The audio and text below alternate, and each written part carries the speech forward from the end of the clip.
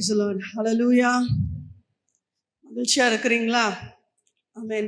எடுத்துக்கொள்ளலாம். சங்கீதம் 27வது அதிகாரம் 5வது வசனம். சங்கீதம் 27:5.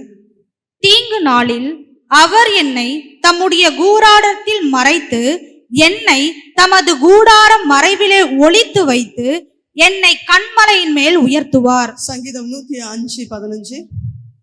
நான் அபிஷேகம் பண்ணினவர்களை நீங்கள் தொடாமலும் என்னுடைய தீர்க்க தரிசிகளுக்கு தீங்கு செய்யாமலும் இருங்கள் என்றார். சங்கீதம் 121:7. கர்த்தர் உன்னை எல்லா தீங்குக்கும் விலக்கி காப்பார், அவர் உன் ஆத்துமாவை காப்பார். ஆமென். ஹல்லேலூயா. கர்த்தர் தீங்கு நாளிலே நம்மை காக்கிறார். ஒருவரும் நமக்கு தீங்கு செய்யாமல் காக்கிறார். தீங்கு வராமல் நம்மளை காக்கிறார். ஹல்லேலூயா. கர்த்தர் திட்டமாய் இன்றைக்கு சபையோடு கூட கர்த்தர் பேச விரும்புகிற காரியம், இன்னைக்கு உலகத்துல நிறைய தீங்குகள் என்ன இருக்கு? தீமை என்பது வேற, தீங்கு என்பது வேற. தீமைக்கும் தீங்குக்கும் டிஃபரன்ஸ் இருக்கு. தீமை அப்படின்னு சொன்னா ஈவில் அர்த்தம். குட்டுக்கு ஆப்போசிட் ஈவில். நன்மை தீமை. தீங்கு அப்படின்னா ஹார்ம், என்ன சொல்றது, வேதனைக்குரிய காரியங்கள், கஷ்டம், சஃபரிங்ஸ், அதுதான் தீங்கு. ஆண்டவர் சொல்லுகிறார், நமக்கு ஒருவரும் தீங்கு செய்யாதபடிக்கு தீங்கு நாளிலே நம்மளை காக்கிறாராம். நமக்கு யாரும் தீங்கு செய்யாதபடிக்கு நம்முடைய ஆத்துமாவை அவர் காக்கிறார். தீர்க்கதரிசிகளுக்கு தீங்கு செய்யாமலும் இருங்கள் என்று கர்த்தர் கட்டளையிடுகிறார். தேவனுடைய பிள்ளைகளுக்கு ஒருவரும் தீங்கு செய்ய முடியாது. தீங்குகள் வரலாம், ஆனால் அந்த தீங்குகள் நம்மள அழிச்சிடவோ இல்லை அந்த தீங்குகள் நம்மள மேற்கொள்ளவோ முடியாது.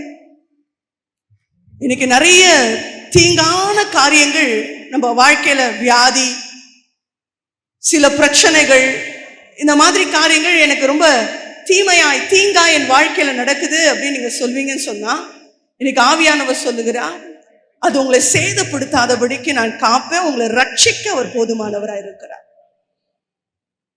தீங்கு நாளில் அவர் தம்முடைய கூடாரத்தில் மறைத்து, என்னை தமது கூடார மறைவிலே ஒளித்து வைத்து, என்னை கன்மலையின் மேல உயர்த்துவார்.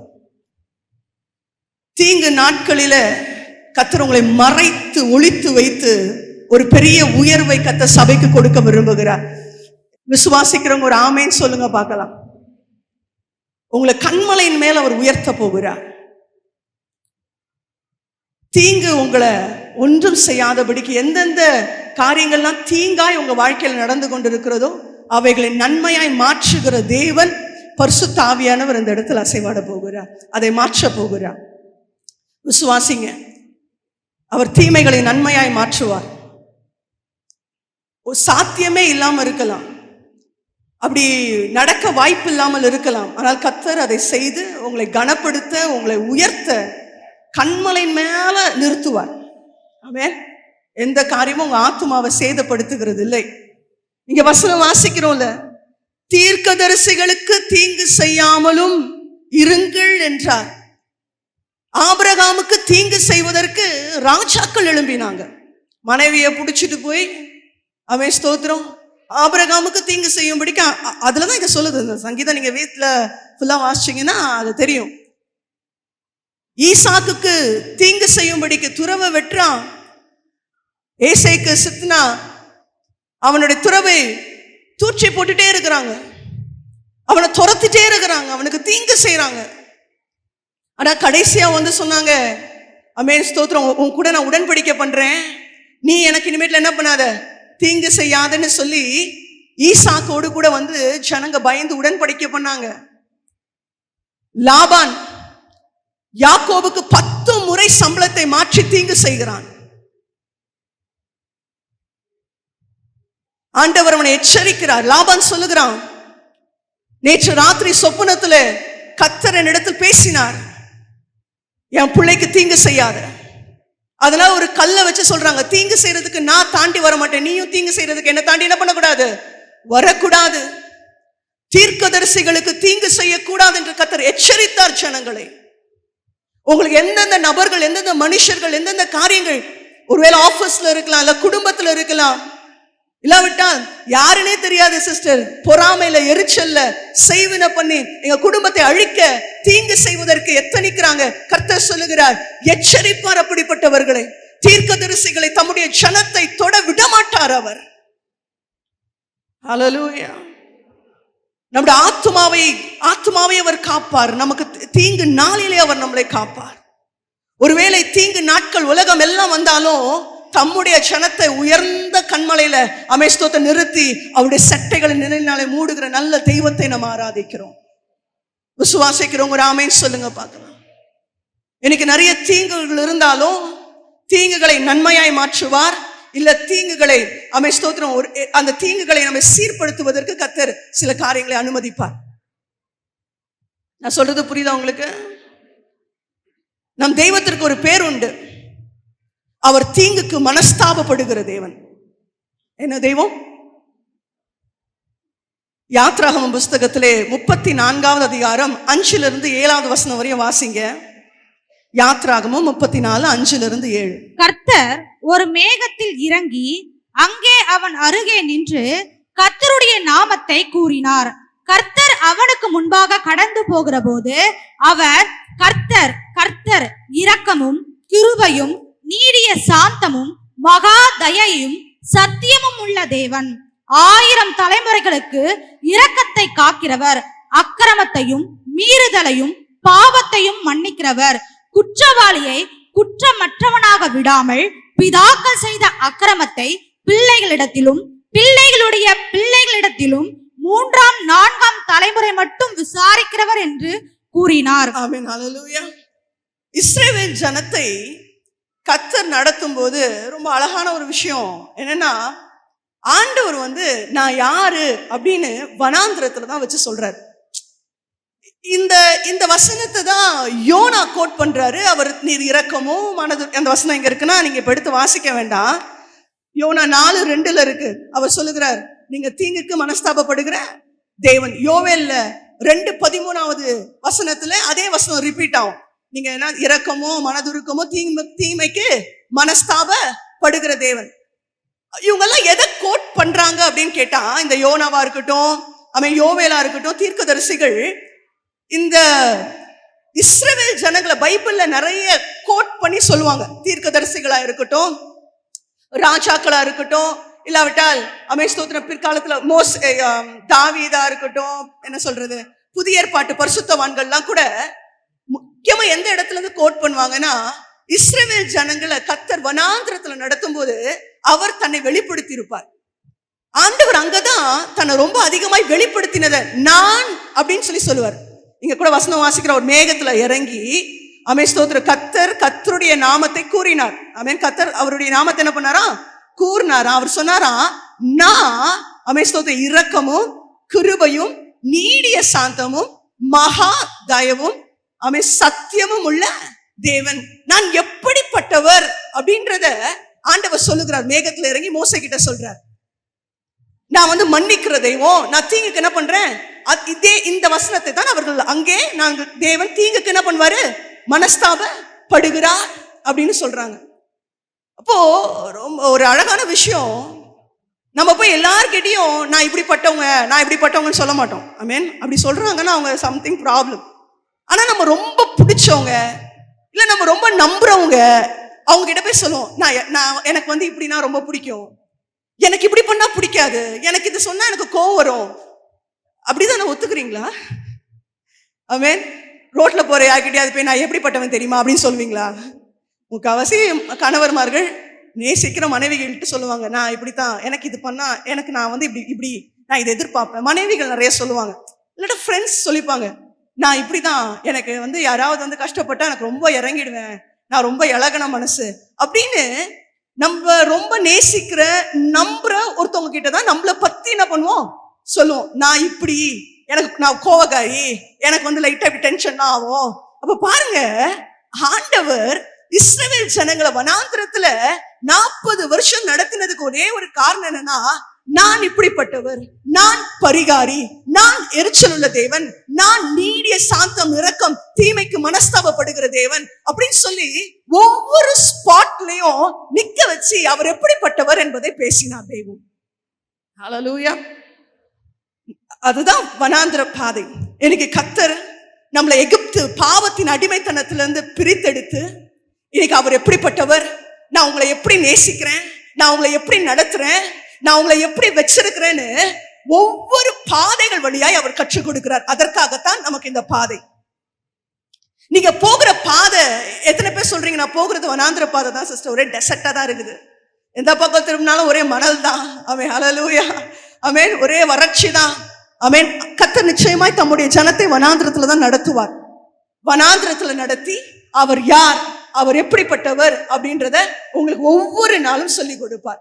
அதை காட்டிலும் ஒரு பெரிய சந்தோஷம் இந்த உலகத்துல வேற எதுவுமே இல்லை அப்படின்னு நான் நினைக்கிறேன்.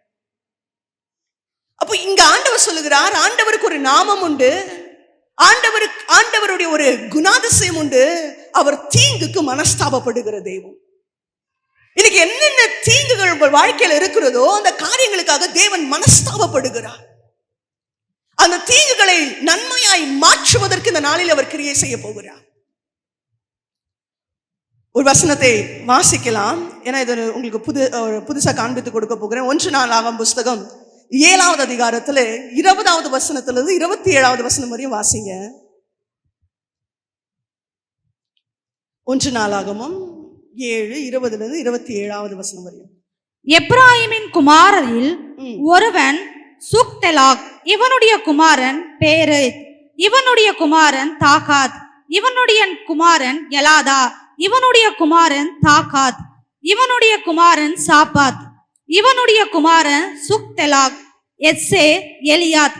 இவர்கள் தேசத்தில் பிறந்த காத்தூருடைய ஆடு மாடுகளை பிடிக்க போனபடியால் அவர்கள் இவர்களை கொன்று போட்டார்கள்.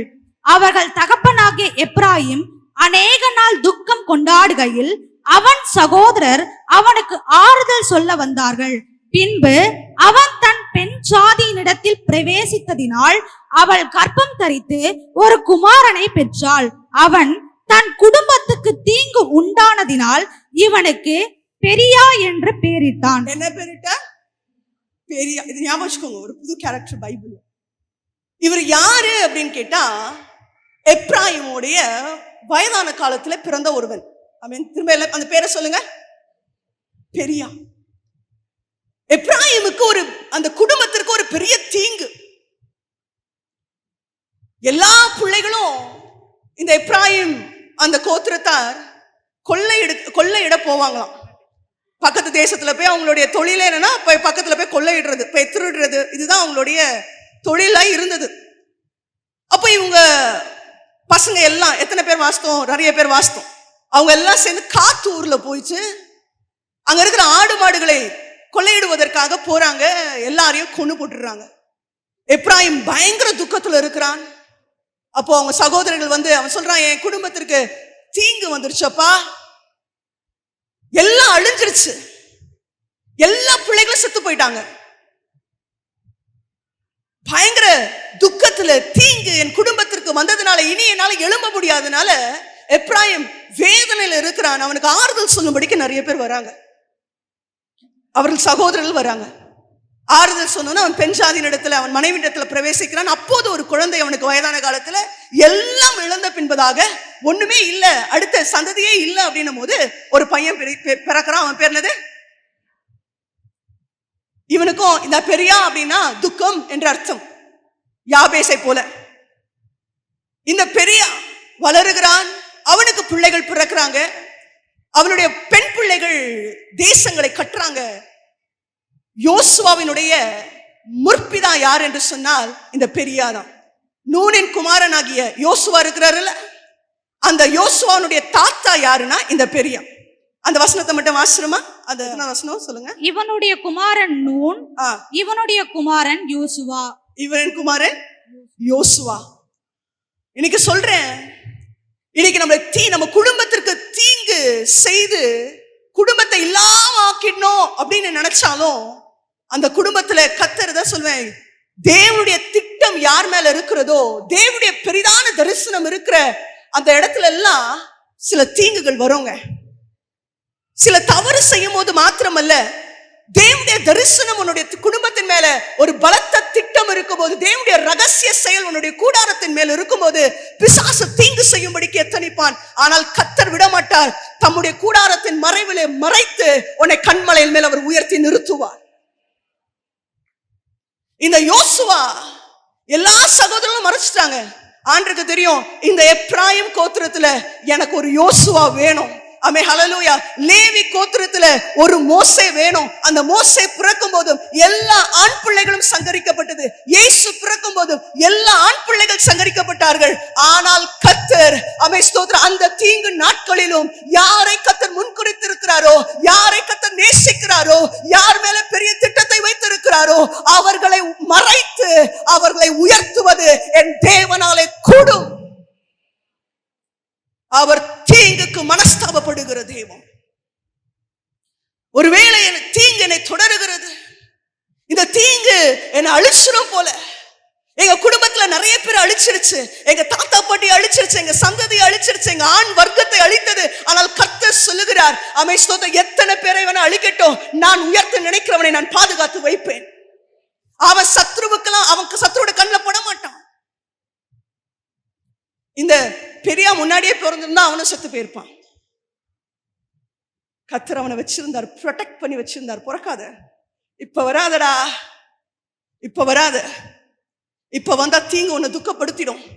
உன்னை என் கைக்குள்ள வச்சு, என் கூடாரத்துல என் சட்டைகளை வச்சு மறைச்சுக்குவேன். உனக்கு ஒரு நேரத்தை வைத்திருக்கிறேன். ஒருவேளை உன் தாய் தகப்பனுக்கு வயதா இருக்கலாம், ஆனால் இதுதான் என் காலம். நீ போ, உன் சந்ததியிலிருந்து யோசுவா வருவான், அவன் சூரியனை நிறுத்துவான், அவன் உயர்த்தப்படுவான் என்று கர்த்தர் வைத்திருந்தார். இன்னைக்கு சொல்றேன், இன்னைக்கு நிறைய தீங்கை பார்க்கிறேன் சிஸ்டர் என் வாழ்க்கையில. அந்த தீங்குகள், நீங்க தேவனுடைய பிள்ளைகளா இருப்பீர்கள் என்று சொன்னால் உங்க வாழ்க்கையில ஒருவேளை நம்ம குற்றம் பண்ணிருக்கலாம், ஒருவேளை சில மீறுதல் இருக்கலாம், ஆனால் ஸ்டில் நீங்க மனம் திரும்புவதற்கு ஆயத்தமா இருப்பீர்கள் என்று சொன்னால், நீங்கள் மனம் திரும்புவதற்கு, ஆமென் ஸ்தோத்திரம், உங்களை தாழ்த்துவீர்கள் என்று சொன்னால், அந்த தீமைகளை கர்த்தர் மிகப்பெரிய சாட்சியாய் நன்மையாய் மாற்றி விடுவார். யோபின் வாழ்க்கையில கர்த்தர் அதை செய்தார். யோபின் வாழ்க்கையில கர்த்தர் செய்தார். இன்னைக்கு எத்தனை பேர் சொன்னீங்க, நிறைய நிறைய நான் யோசிச்சா நிறைய தீங்கு என் வாழ்க்கையில நிறைய நடந்த நிறைய தீங்க நான் யோசிக்கலாம் சிஸ்டர்.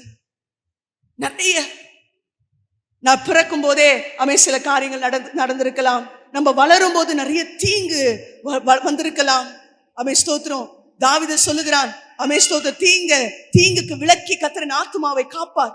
ஏன்னா அவன் நிறைய தீங்கை பார்த்தவன், நிறைய தீங்கு அவனை தொடர்ந்தது. எப்பவுமே தாவீத அவன் தீங்கு தொடரும், ஆனா ஒன்னும் அவனை மேற்கொள்ளல. எல்லாவற்றிலும் அவனை வெற்றி பெற கர்த்தர் உதவி செய்தார்.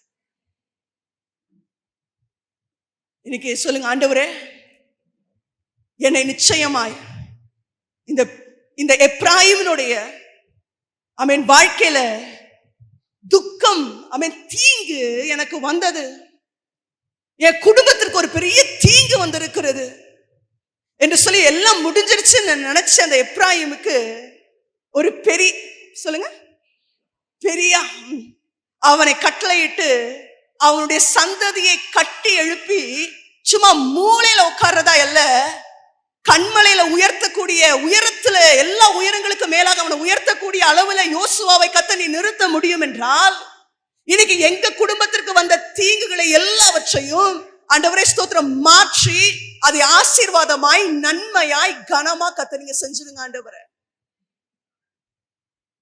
அந்த சூழ்நிலைகள் மாறட்டும்னு சொல்லி கேளுங்க. அவர் தீங்குக்கு மனஸ்தாபப்படுகிற தெய்வம். அவர் எல்லாம் சத்தமா சொல்லுங்க, அவர் தீங்குக்கு மனஸ்தாபப்படுவார். நீங்க வேதனைப்படுறது இல்ல, ஐயோ என் வாழ்க்கை இப்படி ஆயிடுச்சே, சில பழக்கங்கள் என் வாழ்க்கைய தீங்குக்குள்ள தள்ளிடுச்சே, சில தீமையான காரியத்தை நான் செய்ததுனால இன்னைக்கு என்னுடைய வாழ்க்கை தீங்குல அகப்பட்டு விட்டதே. சில தீமையான நபர்களுக்கு என் வாழ்க்கையில இடம் கொடுத்ததுனால என் வாழ்க்கை இப்போது தீங்குல அகப்பட்டு இருக்கிறதே. இப்ப எனக்கு தீங்கு தொடர்ந்து கொண்டே இருக்கிறது. அந்த தீமை என்னை விட்டு போயிடுச்சு. அந்த தீமையை நான் விட்டுட்டேன், அதை நான் செய்யறது இல்ல. ஆனால் இன்றைக்கு தீங்கு என்னை தொடர்ந்து கொண்டு இருக்கிறது. கர்த்தர் சொல்லுகிறார், நான் மனஸ்தாபப்படுவேன், நான் இறங்குவேன். எவ்வளவு பெரிய அழிவை உன் பேரில் நான் சொல்லி இருந்தாலும் அவன் உனக்கு இறங்குவேன் என்று கர்த்தர் சொல்லுகிறார்.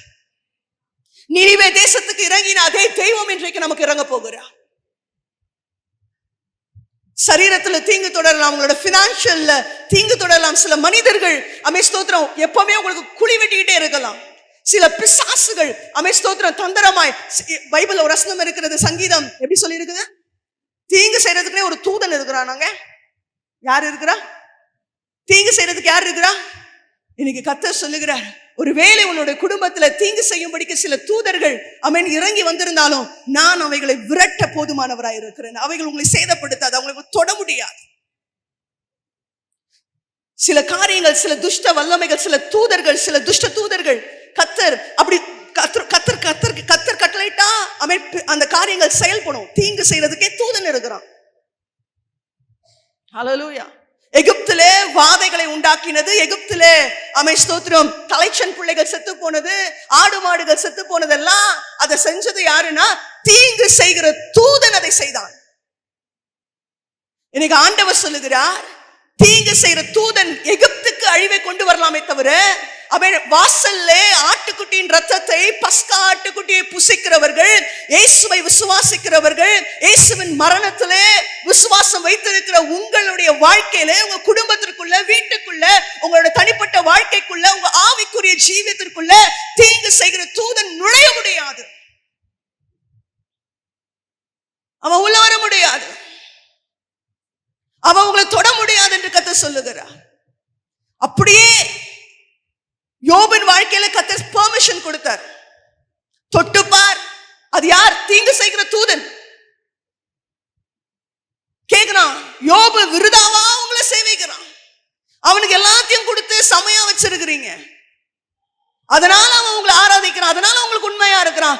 ஸ்தோத்திரம். தொட்டு பார்த்தா யாருன்னு தெரியும், வேலையை எடுத்தா ஸ்தோத்திரம் தீங்கு அவனுக்கு வந்துச்சுன்னா அவன் யாருன்னு தெரியும் உங்களுக்கு அப்படின்னு பிசாசு சொல்லுகிறான்.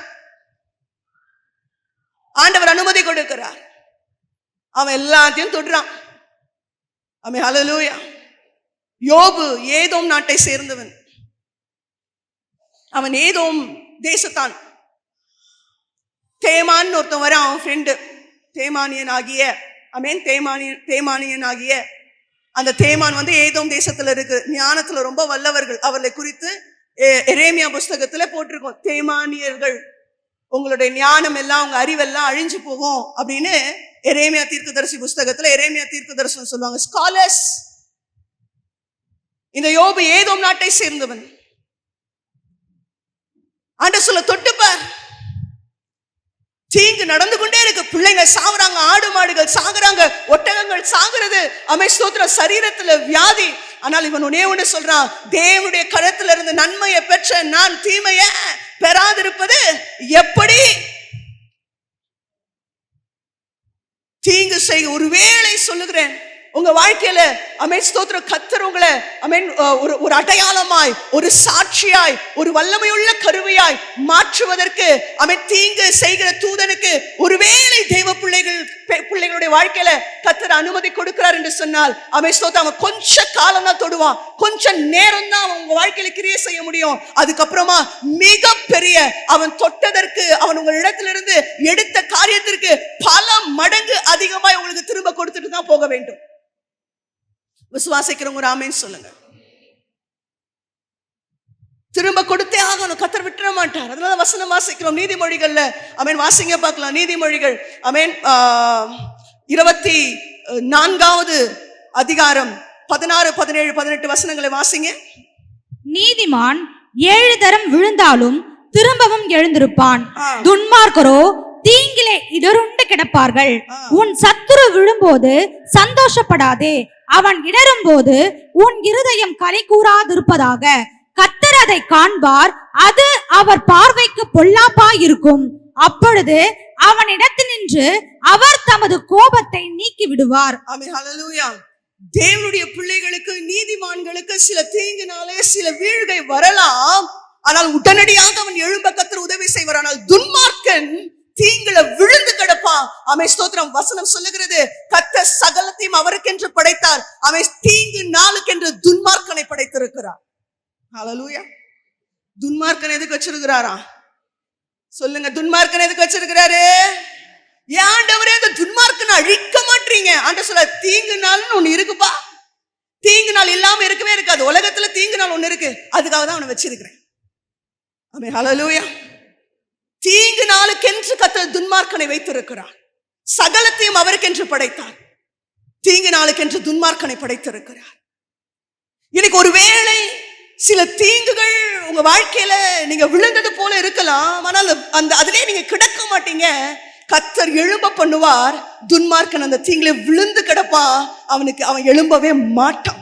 அதனால நீங்க தயவு செய்து துன்மார்க்கர்களுக்கு, துரோகம் பண்ணுகிறவர்களுக்கு பதில் கொடுக்கணும்னோ, இல்ல அவங்க வாழ்க்கையில சில அழிவுகள் வரும்போது, சில தண்டனைகள் வரும்போது அதை பார்த்து சந்தோஷப்பட்டு எனக்கு பண்ணல, இன்னைக்கு ஆண்டவருக்கு திரும்ப கொடுக்கிறாரு, தயவு செய்து நினைக்காதீங்க. அப்படி நினைச்சிட்டீங்கன்னா கர்த்தர் அவருடைய கையை எடுத்துருவார். நான் சொல்றேன், கர்த்தர் கையை எடுக்க கூடாது. எனக்கு ரொம்ப ஆச்சரியமான ஒரு விஷயம் என்னன்னா, ஆண்டவர் எப்படிரா யோபுவை பார்த்து சொன்னாரு, இவன் நிதானமா பேசினானா? யோபு எப்படி பேசினானா சொல்லுங்க. ஆண்டவர் சொல்றாரு யோபு கிட்ட, ஃப்ரெண்ட்ஸ் பார்த்து, யோபு நிதானமா பேசினது மாதிரி நீங்க என்ன பண்ணல? நிதானமா பேசுத. உங்க வாயினால நீங்க பாவம் செஞ்சீங்க, யோபு ஒரு பாவமும் செய்யல. எப்பா யோபுதான் தேவா. நான் சொன்னல, அவங்க ஃப்ரெண்ட்ஸ் எல்லாம் ஆண்டவருக்காக வரிச்சு கட்டி லுங்கிய மடிச்சு கட்டிக்கிட்டு அமே ஸ்தோத்திரம் வக்காலத்து வாங்குறாங்க. ஆண்டவர் நீதி உள்ளவர். அமே ஸ்தோத்திரம். தீங்கு அமே ஸ்தோத்திரம் மண்ணிலிருந்து முளைக்குமோ? உன் வாழ்க்கையில இருக்கிற தீங்கு சும்மா வந்துடுச்சா? அதுக்கு ஒரு காரணம் இருக்கு. ஆண்டவர் நல்லவர், ஆண்டவர் நீதி உள்ளவர்னு ஆண்டவருக்கு வக்காலத்து வாங்குறாங்க. யாரு? அவங்க ஃப்ரெண்ட்ஸ். ஆனா ஆண்டவர் யோபு ஆண்டவரை மானாவாரியா பேசுறாரு. ஆமென். ஹல்லேலூயா. எத்தனை பேர் யோபு படிச்சிருக்கீங்க? நீங்களா நல்ல வேத அறிவு உள்ளவர்கள் என்று எண்ணி பேசுகிறேன். யோபு மானாவாரியா பேசுறாரு. உங்களுக்கு என்ன, நான் கல்லா, நீங்க என்ன என் கூட போட்டி போட்டுட்டு இருக்கிறீங்க, அப்படி இப்படின்னு பேசுறாரு. ஆனா ஆண்டவர் ஃபைனலா ஸ்டேட்மெண்ட் கொடுத்தது என்னன்னா, யோபு தன் வாயினால் பாவம் செய்யவில்லை. நான் இது ரொம்ப நாளா எனக்கு இது கேள்வி, எப்படி ஆண்டவரே அப்படி சொல்லுவீங்க? எனக்கு ரீசெண்டா தான் பதில் சொன்னார். என்ன சொன்னார்னா, யோபு கஷ்டத்துல இருந்தாங்க, உடம்பெல்லாம் பருக்கள். நான் சொல்றேன், இன்னைக்கு ஈஸியா வெளியில இருந்து ஜட்ஜ் பண்ணிடுறோம். ஏன் இப்படி ஒரு குடிகார ஹஸ்பண்ட் கூட உங்களால வாழ முடியாதா? நானா இருந்தா வாழ்ந்துருவேன், நானா இருந்தா கிழிச்சிருவேன். ஏன் இதுல உங்களால அமே ஸ்தோத்திரம், இந்த பண கஷ்டம் தானே, இந்த பணத்துக்கு போயிட்டு நீங்க இன்னொருத்தவங்க கிட்ட நிப்பீங்களா அப்படின்னு சொல்லி அப்படியே பயங்கரமா ஜட்ஜ் பண்ணி, நான் தான் சொல்லுவேன், அவங்க போன பாதையில அவங்க நடந்த ஒரு ஸ்டெப்ப கூட நீங்க வைக்கல. யோபு நண்பனுடைய வாழ்க்கையில அவனுடைய கையில ஒரு கொப்பளம் கூட வந்தல. அவனுடைய சரீரத்தில் இருக்கிற கொப்பளத்தை பார்த்து, அவனுடைய வாழ்க்கையில வந்த நஷ்டங்களை பார்த்து, அவனுடைய வாழ்க்கையில வந்த இழப்புகளை பார்த்து பரியாசம் பண்ணுவார்கள் என்று சொன்னால், அதை குறித்து அவங்க கமெண்ட் சொல்லுவாங்கன்னு சொன்னா, என் தேவன் அதை மன்னிக்கிறது இல்லை. நான் சொல்றது புரியுதுன்னு சொல்றவங்க ராமேன்னு சொல்லுங்க. இன்னைக்கு அதனால தான் ஆண்டவர் சொன்னாரு, அவன் பேசணும். ஏன்னா he was into it. He was into the crisis. அவன் அந்த பாடுல, உபத்திரவத்துல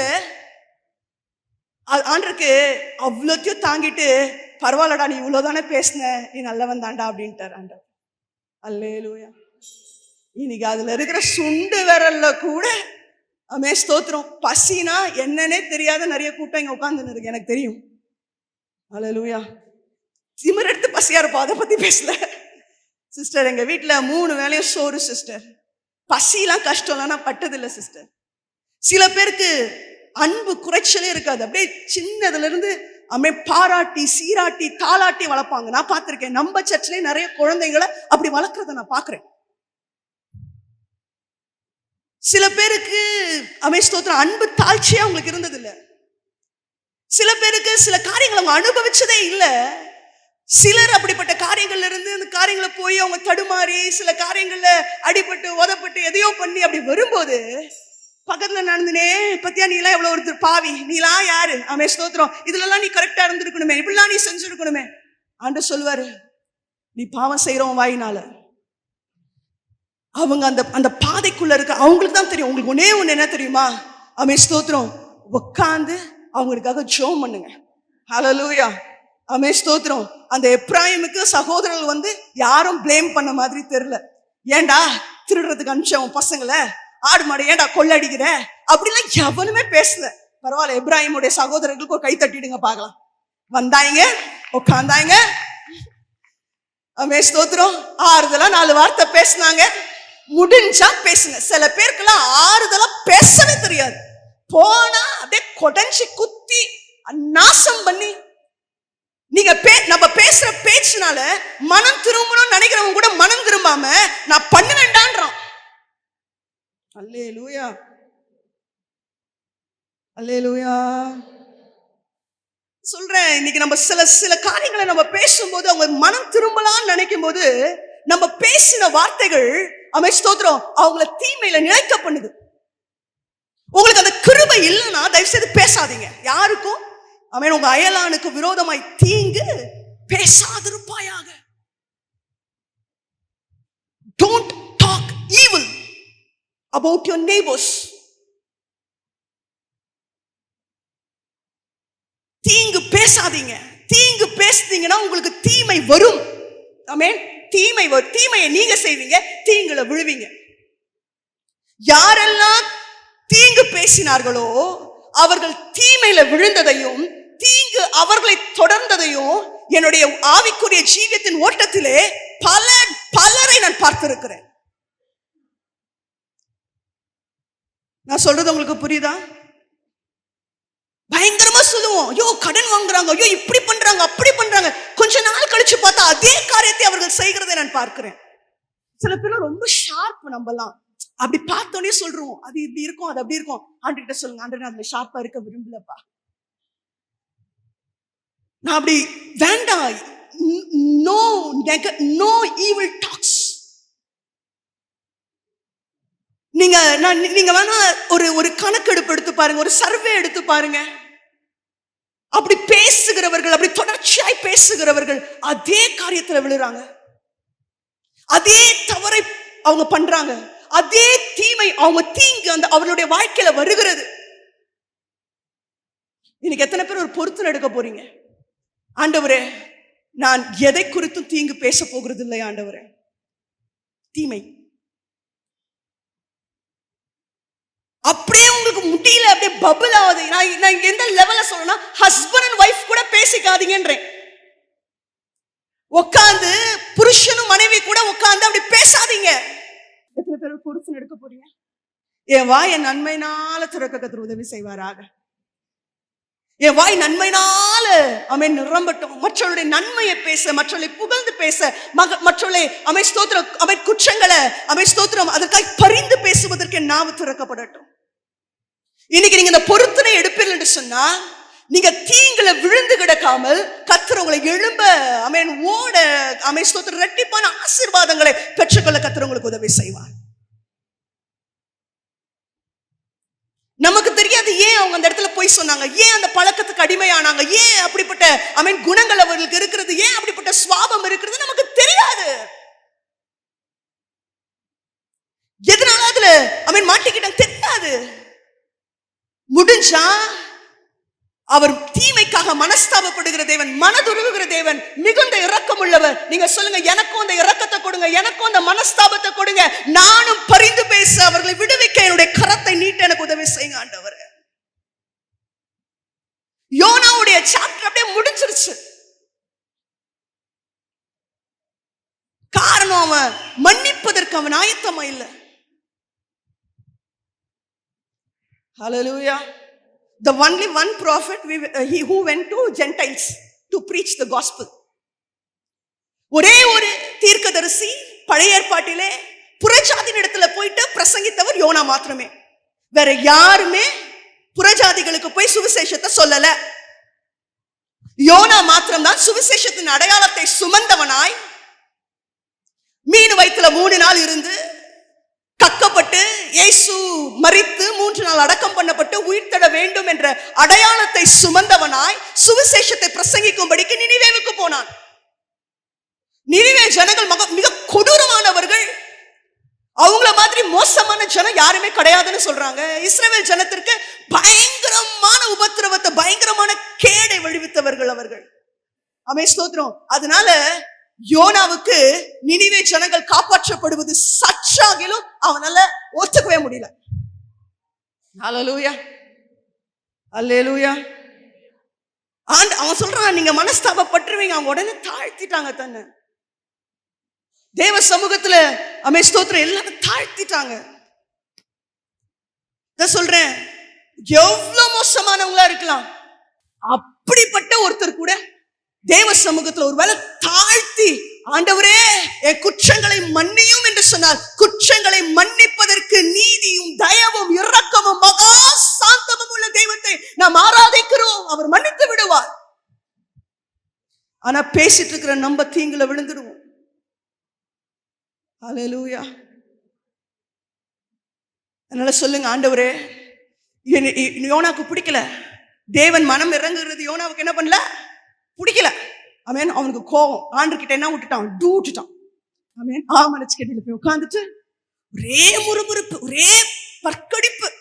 எனக்கு தெரியும் இயேசுவின் உயிர்த்தெழுதனுடைய ஆமென் சுவிசேஷத்தை சரீரத்திலே அடையாளமாய் கொண்ட ஆமென் ஸ்தோத்திரம் தீர்க்கதரிசிகள்ல ஒரு one of the greatest man யோனாவுடைய ஊழியம் அதோட முடிந்தது. அதோட முடிஞ்சிருச்சு. போனா போதுன்னு ஆண்டவர் புதிய ஏற்பாட்டை சொல்றார், யோனாவின் அடையாளம் அப்படின்ட்டு. அவர் தீங்குக்கு மனஸ்தாபப்படுகிறவர். அதனால அவர் எந்த தீங்கு உங்களை தொடர்ந்து கொண்டிருக்கிறதோ ஆமென் சொல்லுங்க, அவர் தீங்குக்கு மனஸ்தாபப்படுவார். ஆமென், ஹல்லேலூயா. நம்மளை நிச்சயமாய் உயர்த்துவார்.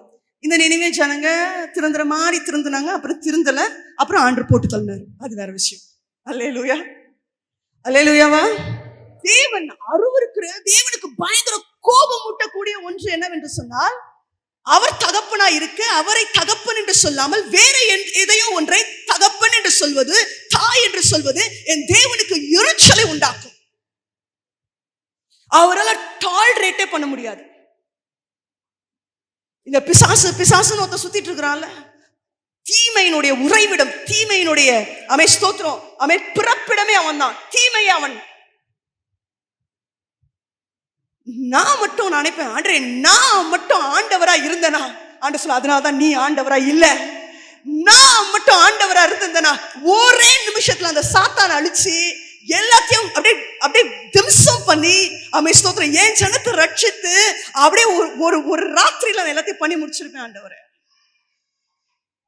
நமக்கே அவ்வளோ டென்ஷன் ஆகுது. நம்மளே சொல்றோம் ஆண்டவரே அப்படின்னு சொல்லும் போது ஆண்டவர் ஒன்னே உன்னை சொல்லுவார், நான் இரக்கமும் மனதுருக்கமும் நீடிய சாந்தமும் தீமைக்கு மனஸ்தாபப்படுகிற தேவன் மகளே, நான் மேகத்துல இறங்கி நான் இப்படிப்பட்டவர் என்று சொல்லியிருக்கிறேனே உனக்கு தெரியாதா? அவருடைய நீடிய சாந்தத்திற்கு அவர் தீமைய அந்த சகிக்கிறதுடைய அந்த லெவலுக்கு வார்த்தைகளே இல்லைங்க. அந்த அளவுக்கு ஸ்தோத்திரம் அந்த தீமைகளை அவர் பொறுத்து கொண்டு இருக்கிறார். அதனால அவர் அப்படி இருக்கிறதுனால நம்ம கொஞ்சம் ஜாக்கிரதையா இருக்கணும். நீங்க உடனே கத்திய ஸ்தோத்திரம் நியாய தீர்ப்ப ஜட்ஜாலாம் ஏறி உட்காந்துராதீங்க. அவர் ஸ்தோத்திரம் சொல்லுங்க, தீங்குக்கு அவர் என் அப்பாவா இருக்கிறதுனால நானும் இரக்கமா பொறுமையா அமைதலா இருக்க வேண்டியது அவசியம். தீங்கு உங்களை துக்கப்படுத்தாது. பொறுமையா இருங்க. அப்படி சில எந்த லெவல்ல இருக்கணும்னா, உங்களுக்கு துரோகம் உங்களை ரொம்ப மோசமா நடத்தி உங்க வாழ்க்கையை அழிக்க நினைக்கிறாங்கல்ல, சில பேர்லாம் இருக்கிறாங்கல்லங்க வாழ்க்கையில. அப்படிப்பட்டவன் இடத்துல கூட நீங்க மனம் இரக்கமா இருங்க, மன துருக்கமா இருங்க. கர்த்தர் என்ன செய்யணுமோ அதை செஞ்சிடுவாரு. நீங்க சொல்லிடுங்க, அவங்க பாவங்க, அவங்களுக்கு தெரியல, அவங்களுக்கு அது புரியல, அவங்க பண்றது பாவம், ஆண்டவரே அப்படின்னு சொல்லி அவர்களுக்காக பரிந்து பேசுகிற இருதயத்தை கர்த்தர் இன்னைக்கு சபைக்கு தருவாராக. அந்த இருதயம் உங்களுக்கு உண்டாயிற்று என்று சொன்னால் உலகத்துல எத்தனை தீங்கான நாட்கள் நடக்க இருக்கலாம். அதிபதிகளுக்கு அவன் வருகிற தீங்கை குறித்து பிரசங்கி பேசுகிறான். அவன் பணக்காரனுக்கு வருகிற தீங்கை குறித்து பிரசங்கி பேசுகிறான். அவன் ஸ்தோத்திரம் ஏராளமான ஜனங்களுக்கு சூரியனுக்கு கீழே வருகிற தீங்கின் நாட்களை குறித்து பிரசங்கி பேசுகிறான். ஆனால் அதுல ஒன்று கூட அவன் ஸ்தோத்திரம் உங்களை தொடாது, சேதப்படுத்தாது, அணுகாது. ஒருவேளை அவர்கள் உங்களை தொடும் என்று சொன்னால் அது எழும்பி வரும்போது இரட்டத்தனை ஆசீர்வாதங்களோடு கூட எழும்பி வர உதவி செய்வார். விசுவாசிக்கிறவங்க கரங்களை தட்டி ஆண்டவருக்கு நன்றி சொல்லு. நிறைய தீங்கு இருக்குதுங்க. இதெல்லாம் நான் இப்ப லைனா வசனம் சொன்னா பிரசங்கி வீட்டுல போய் வாசிங்க. பிரசங்கி சொல்லுகிறான், அதிபதிகளுக்கு உண்டாகிற தீங்கை நான் பார்க்கிறேன். பணம் தன்னை சேர்த்தவனுக்கே ஆபத்து உண்டாக்குகிற தீங்கை நான் பார்க்கிறேன். சூரியனுக்கு கீழே நிறைய தீங்கு இருக்குதுங்க. தெரிந்தும் கண்ணுக்கு தெரிஞ்சும் தெரியாமலையும் கர்த்தர் ஏதும் உங்களை அணுகவோ தொடவோ விட மாட்டார். அப்படி சில காரியங்கள் உங்க வாழ்க்கையில வரும் என்று சொன்னால் யோபோட வாழ்க்கையில கர்த்தர் அனுமதித்தது போல எப்ராயிம் கர்த்தர் அனுமதித்தான்னு சொல்ல மாட்டேங்க, கொள்ளையடிக்க போனோம். ஆமென், ஹல்லேலூயா. அதனால இது வந்துச்சு. ஆனால் ஒருவேளை நம்ம செய்த காரியத்தினால தீங்கு நமக்கு வந்திருந்தாலும் கர்த்தர் நம்மளை பாதுகாத்துருவார், ரெஸ்டோர் பண்ணுவார், திரும்பவும் கட்டுவார், திரும்பவும் எடுப்பிப்பார். யோபு ஒருவேளை தீங்கு செய்கிற தூதன் பெர்மிஷன் கேட்டு வந்திருந்தானா சில காலங்கள் சொல்றாங்க வல்லுநர்கள், 1 வருட காலம் இல்ல 40 நாட்கள், மிகவும் சொற்பமான காலங்கள் நீங்க அந்த தீங்குல விழுந்து கிடக்கிறது இல்லை. ஆமென். கர்த்தர் உங்களை எழுந்திருக்க கர்த்தர் உதவி செய்வார். தீங்குல விழுந்திருக்கிற ஜனத்தை பார்த்து நம்ம என்ன பண்ணக்கூடாது, சூப்பர்டான்னு சொல்லிடவே. புரியுதா நான் சொல்றது? ஆமென், ஹல்லேலூயா. செய்யுங்க, கர்த்தர் உங்களை ஆசீர்வதிப்பார். எபேசியரின் புஸ்தகம் 6வது அதிகாரம் 11வது வசனம், 12வது வசனம், 13வது வசனம். நீங்கள் பிசாசின் தந்திரங்களோடு எதிர்த்து நிற்க திராணி உள்ளவர்களாகும்படி தேவனுடைய சர்வாயுத வர்க்கத்தை தரித்துக் கொள்ளுங்கள். ஏனெனில் மாம்சத்தோடும் இரத்தத்தோடும் அல்ல, துரைத்தனங்களோடும் அதிகாரங்களோடும் இப்பிரபஞ்சத்தின் அந்தகார லோகாதிபதிகளோடும் வான மண்டலங்களில் உள்ள பொல்லாத ஆவிகளின் சேனைகளோடும் நமக்கு போராட்டம் உண்டு. ஆகையால் தீங்கு நாளிலே அவைகளை நீங்கள் எதிர்க்கவும் சகலத்தையும் செய்து முடித்தவர்களாய் நிற்கவும் திராணி உள்ளவர்களாகும்படிக்கு தேவனுடைய சர்வாயுத வர்க்கத்தையும் எடுத்துக் கொள்ளுங்கள். தீங்கு நாட்களிலே நீங்கள் நிற்பதற்கு திராணி உள்ளவர்களாகும் பொருட்டு சர்வாயுத வர்க்கத்தை என்ன பண்ணணுமா, எடுத்துக்கொள்ளணுமா. சில பேர் சொல்றாங்க, லோத்து சொல்றான், ஆண்டவர் லோத்தை பார்த்து சொல்றாரு, சோதம் குமாரால வருகிற அந்த அழிவு சொல்லிட்டு சொல்றாரு, நீ மலை நாட்டுக்கு என்ன பண்ணு, ஓடிப்போ. லோத்து சொல்றான், நான் மலைக்கு ஓடி போக கூடாது, தீங்கு என்னை தொடருமே. இன்னைக்கு நிறைய பேரு ஆண்டவர் சொன்ன வார்த்தையினால தீங்கு தொடருதுன்னு நினைக்கிறீங்க. ஆண்டவர் சொல்லிதான் செஞ்சார், ஆனா தீங்கு தொடர்றதுனால இது ஆண்டவர் சொன்னது இல்லை அப்படின்னு சிலர் நினைக்கலாம். ஆமென், ஹல்லேலூயா. என் ஆண்டவர் வித்தியாசமாய் பேசுகிறவர். ஓசியாவை பார்த்து விபச்சாரியை திருமணம் செய் என்று சொன்னவர். நமக்கு தெரியாது ஆண்டவர் அவர் என்ன சொன்னாலும் அது பார்ப்பதற்கு தீமையா இருக்கலாம், ஆனால் தேவ பிள்ளைகளுக்கு அதுதான் நன்மை. உங்களால புரிஞ்சுக்க முடிஞ்சா புரிஞ்சுக்கோங்க, புரிஞ்சுக்க முடியலையா ஆண்டவரே கொஞ்சம் விளக்கி காட்டுங்கன்னு கேளுங்க. சிலதை கர்த்தர் உடனே சொல்ல மாட்டார். யோபுக்கு ஏன் நடந்தது உடனே சொல்லல, ஏன் நடந்துச்சுன்னு சொல்லல, ஆனால் முடிவில் அதை விளக்கி காண்பித்தார். அப்ப நான் உங்களுக்கு ஒண்ணே ஒன்று சொல்றேன், நமக்கு எந்த மனுஷனோடு போராட்டம் கிடையாதுங்க. இன்னைக்கு ஒருவேளை நீங்க ஏதாவது ஒரு மனுஷன் கூட சண்டை போட ஸ்டார்ட் பண்ணிட்டீங்கன்னா, ஏதாவது ஒரு மனுஷனை உங்களுக்கு எதிரியா நிறுத்திட்டீங்கன்னா, நீங்க தேவ பிள்ளை என்கிற அவன் ஸ்தோத்திரம் அந்த நேம்ல இருந்து விலகிடுறீங்க. வசனம் சொல்லுகிறது, உங்களுக்கு மாம்சத்தோடு ரத்தத்தோடு போராட்டம் இல்ல. நீங்க பாருங்க, நீங்க சண்டை போடுற ஒண்ணுத்துக்கு மாம்சம் இருக்கான்னு பாருங்க, உள்ள ரத்தம் இருக்கான்னு பாருங்க, உடனே சொல்லுங்க நீ எனக்கு இனிமே இல்ல. அல்லேலூயா. அதுதான் பேசியிருக்கோம், அதுதான் குழிய வெட்டி இருக்கும், அதுதான் போய் செய்வன பண்ணி இருக்கும், அதுதான் ஒரு வீட்டுல கொண்டு வந்து ராத்திரியில போட்டு போயிருக்கும், அதுதான் ஸ்தோத்திரம் எதையாவது நம்ம வாழ்க்கையில ஸ்தோத்திரம் 24 மணி இன்னைக்கு பில்லி சூனியம் போய் செய்யறதை விடுங்க, 24 மணி நேரமும் நீ அழியணும் நீ அழியணும் நீ அழியணும்னு ஒரு கூட்டம் நினைக்குது பத்தியா? அத மாதிரி ஒரு பில்லி சூனியம் எதுவும் கிடையாது. இன்னைக்கு அப்படி ஒரு கூட்டம் இருக்கா? நீங்க கொஞ்சம் துளிர்த்திடக்கூடாது, கொஞ்சம் மேல வந்துடக்கூடாது, அப்படியே நம்மளை பார்த்து வைத்தெரிச்சல் படுகிற, நம்மளை பார்த்து ஸ்தோத்திரம் பொறாமைப்படுகிற, எரிச்சல் படுகிற கூட்டங்கள் உண்டு. துன்மார்க்க நீதிமான பார்த்து எரிச்சல் படுவான். அதுதான் பில்லி சூனியம். என்ன பொறுத்த வரைக்கும் அவருடைய எண்ணங்கள் பில்லி சூனியம். ஆனா நீங்க போய் பாருங்க, அதுக்கு மாம்சம் இருக்கா, அதுக்கு ரத்தம் இருக்கான்னு பாருங்க. நீங்க சொல்லுங்க, உன் கூட எனக்கு சண்டை இல்லை, போயிட்டு வாப்போ. உனக்குள்ள இருந்து இயக்கி கொண்டிருக்கிற அந்த பொல்லாத ஆவிகள், அந்த துரைத்தனங்கள், அந்த அதிகாரங்கள் ஸ்தோத்திரம் இப்பிரபஞ்சத்தின் அந்தகாரம் லோகாதிபதியில் எடுத்திருக்கு. யுத்தத்துக்கு நான் வருகிறேன். தீங்கு நாள்ல ஸ்தோத்திரம் தீங்கு நாளில ஆகையால் தீங்கு நாளிலே அவைகளை நீங்கள் எதிர்க்கவும், தீங்கு நாளை எதிர்க்கிறதற்கு சகலத்தையும் முடித்தவர்களாய் நிற்கவும், சகலத்தையும் செய்து முடிக்க நிக்க கர்த்தர் உங்களுக்கு திராணியை கொடுப்பார். எங்க நிக்க? கீழே இல்ல, கண்மலையின் மேல நிக்க கர்த்தர் உதவி செய்வார். இன்னைக்கு நான் சொல்றேன், ஹஸ்பண்ட் கூட சண்டை போட்டுட்டு இருக்கிறவங்க, அக்கா தங்கச்சி கூட சண்டை போட்டுட்டு இருக்கிறவங்க, ஸ்தோத்திரம் மாமியார் கூட சண்டை போடுறவங்க, மனைவி கூட சண்டை போடுறவங்க, பாஸ்டர் கூட சண்டை போடுறவங்க, விசுவாசியோட சண்டை போடுறவங்க, யாரா இருந்தாலும் சொல்றேன், நீங்க மனுஷன் கூட சண்டை போடுவீங்கன்னா ஆண்டவர் உங்களை தேவ பிள்ளைகளுடைய லிஸ்ட்ல இருந்து எடுத்துடுவார். எனக்கு மாம்சத்தோடு ரத்தத்தோடு போராட்டம் இல்ல. நான் எந்த மனுஷனையும் எனக்கு எதிரியா வைக்கிறதுக்கு எவனுமே தகுதி கிடையாது. அல்லேலூயா. அந்த மாதிரி எதிரியா இருக்கிறதுக்கு கூட ஒரு தகுதி வேணும். ஒத்துக்கிறீங்களா? நீங்க சொல்லுங்க, எனக்கு நீ எதிரியா இருக்கிறது கூட உனக்கு ஒரு தகுதி வேணும். அதனால மாம்சமா ரத்தமா இருக்கிற யாரும் எனக்கு போட்டியோ எதிரியோ கிடையாது. துரைத்தனங்களோட அதிகாரங்களோட பிரபஞ்சத்தின் அந்தகார லோகாதிபதிகளோடு யுத்தம் பண்ணும்படிக்கு கர்த்தர் அபிஷேகம் பண்ணி இருக்கிறார். எனக்கு சர்வாயுக வர்க்கத்தை கர்த்தர் கொடுத்திருக்கிறார். தீங்கு நாள்ல நான் நிக்கிறதுக்கு எல்லாவற்றையும் ஜெயிப்பதற்கு திராணி உள்ளவளாய் கர்த்தர் நிறுத்தி வைத்திருக்கிறார். சொல்லுங்க ஆண்டவரே. சில பேருக்கு நீங்க ஃபைட்னா இப்படி டிஷும் ஃபைட் இல்ல. சில பேர் சொல்லுவாங்க, எங்க அம்மா இப்படி பண்ணதுனாலதான் சிஸ்டர், எங்க அம்மா என்ன அந்த ஸ்கூல்ல படிக்க வச்சதுனாலதான் நான் உருப்படல, எங்க அம்மா இப்படி பண்ணதுனால, எங்க நாத்தனார் இப்படி பண்ணதுனால. இந்த மாதிரி பாசிவ் ஃபைட் கூட போடக்கூடாது. ஆமே.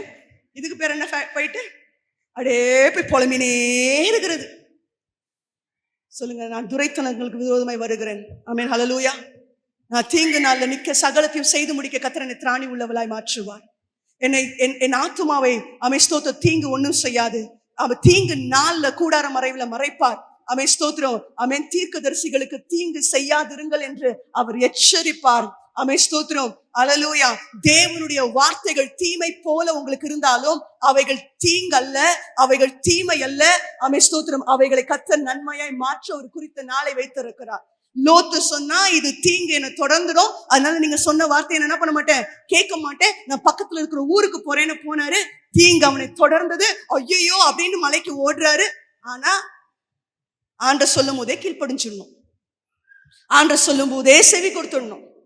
ஆண்ட சொல்லும் போதே உங்களுக்கு பலன் இல்லாமல் இருக்கலாம். லோத்து சொன்னது தப்புன்னு நான் சொல்ல மாட்டேன். ஒருவேளை அவனுக்கு வயசாயிடுச்சு. அவனுக்கு ஆபிரகாமுக்கே அவ்வளவு வயசுனா அவனுடைய அண்ணன் பையன் தான் அவரு. அப்படி கொஞ்சம் சகோதரர்கள் மாதிரி தான். அவருக்கும் ஏகப்பட்ட வயசாயிடுச்சாங்க.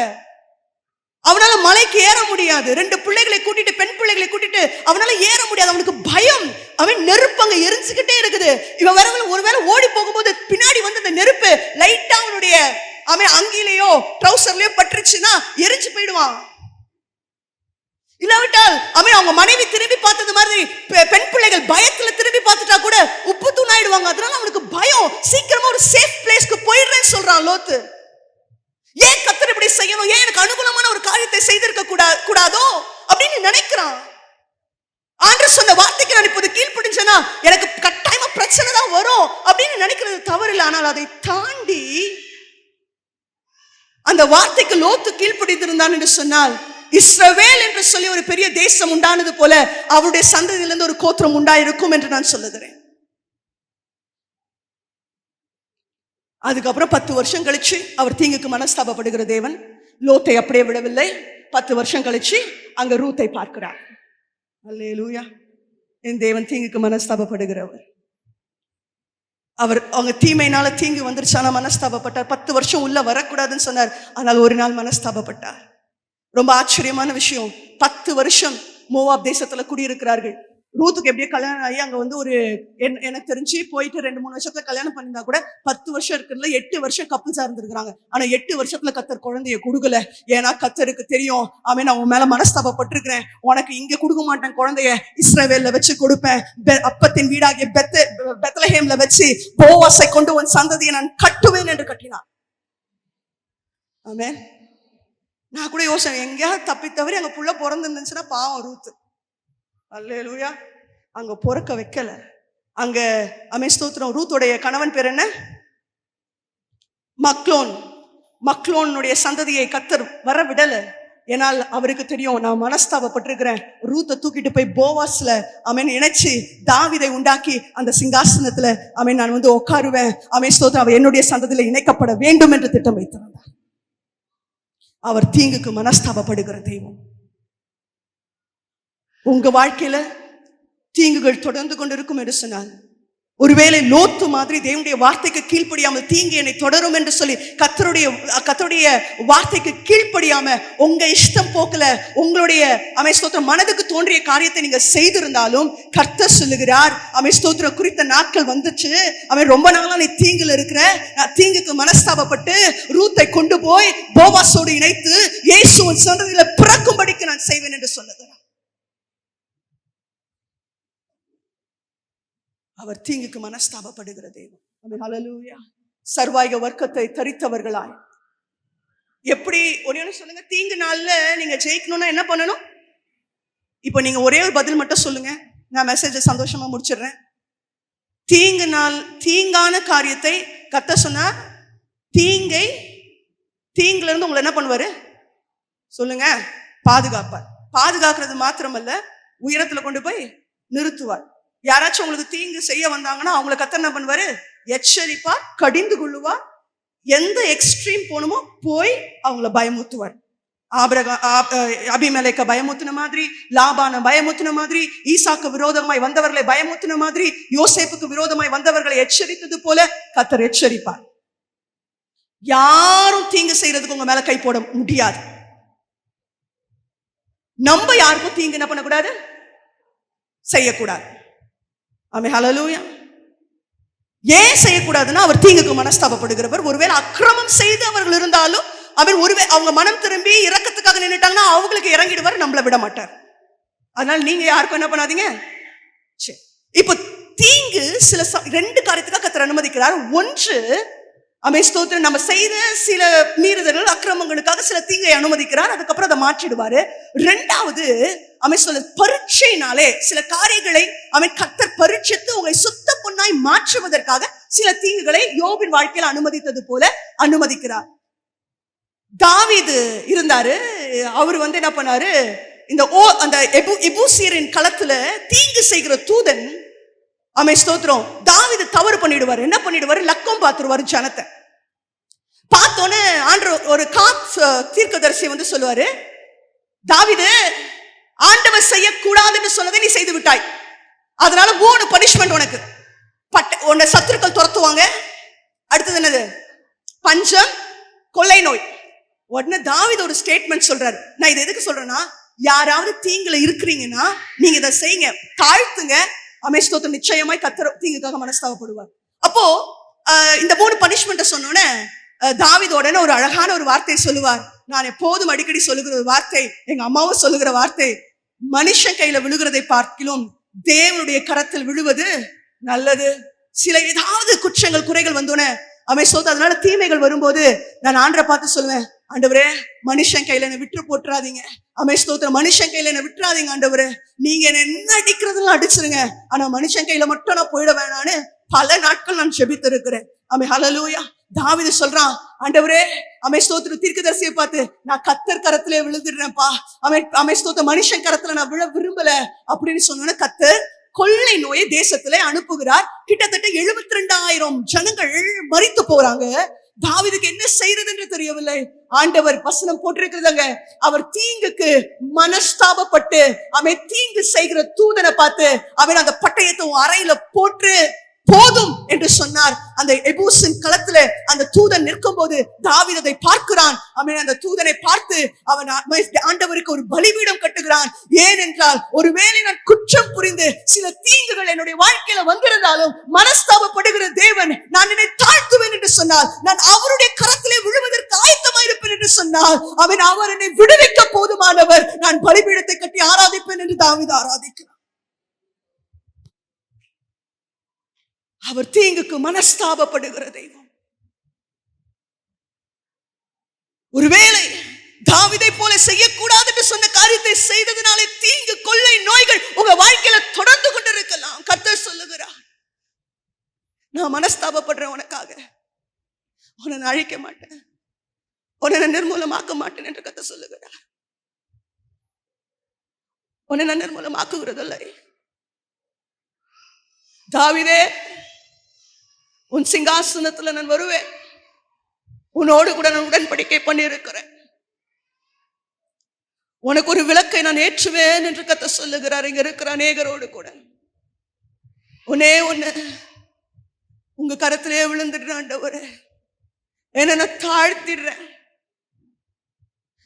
நினிவே ஜனம் கொடூரமானவர்கள், ஆனா அவங்க சாம்பல்ல உட்கார்ந்த போது கூட என் மனஸ்தாபப்படுகிற தேவன் அந்த ஜனத்திற்கு இறங்கி அந்த தேசத்தை அழிக்காமல் விட்டார் என்று சொன்னால், ஆமென் ஸ்தோத்திரம். அவர்களை காட்டிலும் ஆமென் கர்த்தர் உங்களை நேசிக்கிறார். ஆமென் ஸ்தோத்திரம். உங்களை அவர் தம்முடைய பிள்ளைகளாய் இஸ்ரவேலராய் வைத்திருக்கிறார். உங்களுக்கு தீங்கு ஆமென் ஸ்தோத்திரம் உங்களை தொடரவோ உங்களை மேற்கொள்ளவோ அவர் விட மாட்டார். சோதராம் அப்படியே ஜெபம் பண்ணி ஆண்டு தீங்குக்கு மனஸ்தாபப்படுகிறார். ரொம்ப தெளிவான விஷயம். துன்மார்க்கனதான் தீங்கு நாளுக்கு வச்சிருக்காரு தவிர நீதிமான கர்த்தர் தீங்கு நாளுக்கு வைக்கல. உங்க வாழ்க்கையில தீங்கான காரியம் இருக்குதுன்னு சொன்னா நீங்க தாழ்த்தி தேவனோட ஒப்புரவாகி பாகுங்க. கர்த்தர் தீமையை செய்யறத விரும்புகிற தேவன் அல்ல, தீமைக்கு மனஸ்தாபப்படுகிற தேவன். இதை புரிந்து நீங்கள் செயல்படும் பொழுது உங்க வாழ்க்கையில இருக்கிற எல்லா தீங்கும் மாறும், ஆசீர்வாதம் பிறக்கும், சுகம் உண்டாகும், சந்தோஷம் பிறக்கும். அன்பின் ஆண்டவரே, இந்த நாளுக்காக நன்றி செலுத்துகிறோம். கொடுக்கப்பட்ட செய்தியை கர்த்தர் ஆசீர்வதிப்பீராக. ஒவ்வொரு பிள்ளைகளும் இதுக்குரிய அர்த்தத்தை புரிந்து அவர் தீங்குக்கு மனஸ்தாபப்படுகிற தேவன் என்று அறிந்து தங்களுடைய வாழ்க்கையில் இருக்கிற தீமை தொடர்ந்துன்னு சொன்னா ஏதோ கர்த்தர் நம்மள்ட்ட எதிர்பார்க்கிறார். நம்ம தாழ்த்திடலாம், அதை ஒத்துக்கலாம், அதை அறிக்கை பண்ணிடலாம், அதை விட்டுறலாம். இந்த தீங்க கர்த்தர் விளக்கி ஆகாபுக்கே தீமை செய்யாம இறங்கின தேவன் எனக்கு தீமை செய்ய விரும்புவாரா? மாட்டார். என்னை தீமையிலிருந்து ரட்சிப்பார், என் குடும்பத்தை கர்த்தர் காப்பாற்றுவார், என் பிள்ளைகள் இந்த அழிவிலிருந்து கர்த்தர் மீட்டி எடுப்பார், என் குடும்பத்தை அழிவிலிருந்து மீட்டி எடுப்பார் என்று ஒவ்வொருவரும் நம்பி ஜெபித்து தன்னை தாழ்த்தி ஆண்டவர் உணர்த்துகிற குற்றத்தை அறிக்கை செய்து விட்டுவிட்டு வெளியே வந்து இரக்கத்தை பெற்றுக்கொள்ள கர்த்தர் கிருபைத்தார். ஆண்டவரே, செய்தி கொடுத்த மகளை கர்த்தர் ஆசீர்வதிப்பீராக. வந்த அத்தனை பெரிய ஆசீர்வதியும் நாம மாத்திரம் மகிமைப்படட்டும். இயேசு கிறிஸ்துவின் நாமத்தில் ஜெபிக்கிறோம் எங்க நல்ல பிதாவே.